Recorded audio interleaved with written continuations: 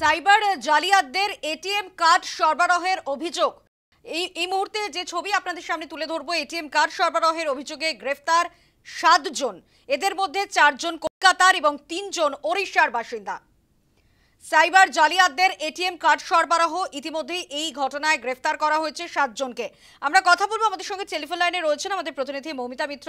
Moumita, cyber জালিয়াতদের ATM card সরবরাহের অভিযোগে 7 জনকে গ্রেফতার করা হয়েছে, মূলত কি কি অভিযোগ উঠছে?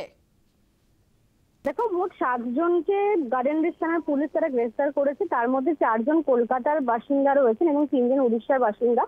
যেটা পুলিশ সূত্রে খবর, যে কলকাতা থেকে যে অভিযুক্তদেরকে গ্রেফতার করা হয়েছে তারাই মূলত উড়িষ্যায় এই সাইবার জালিয়াত যারা রয়েছে তাদের কাছে এই সিম কার্ডগুলো বা এটিএম কার্ডগুলো সেগুলোকে তারা সরবরাহ করতো এবং মোটা টাকার বিনিময়ে এটিএম কার্ডগুলোকে ডেলিভারি করা হতো এবং সেগুলোকে কাজে লাগিয়ে বিভিন্ন রকম সাইবার প্রতারণার সঙ্গে যুক্ত ছিলেন তারা।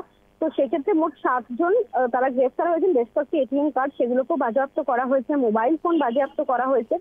আমরা দেখতে পাচ্ছি একাধিক ব্যাংকের এটিএম কার্ড রয়েছে, এসবিআই সহ একাধিক রাষ্ট্রায়ত্ত ব্যাংকের এটিএম কার্ড রয়েছে এবং এই এটিএম কার্ডের মাধ্যমে যে সাইবার প্রতারণা হচ্ছে এটা কিন্তু সাইবার ফ্রডের একটা নতুন একটা ইঙ্গিত বলা যায়। তার কারণ বিভিন্ন সময় আমরা দেখেছি সিম কার্ডের মাধ্যমে ফ্রড হয় বা বিভিন্ন লিঙ্কের মাধ্যমে ফ্রড হয়, কিন্তু এটিএম কার্ড জালিয়াতিটাও কিন্তু কলকাতা সহ বিভিন্ন জায়গায় একটা নতুন ভাবে একটা চক্র তৈরি হয়েছে এবং সেই কারণেই গার্ডেনরিচ থানা এলাকার পুলিশ তারা বিভিন্ন জায়গায় অভিযান চালায়।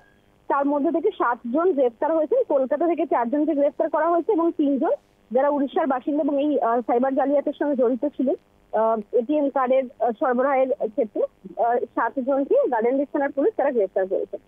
ধন্যবাদ মৌমিতা।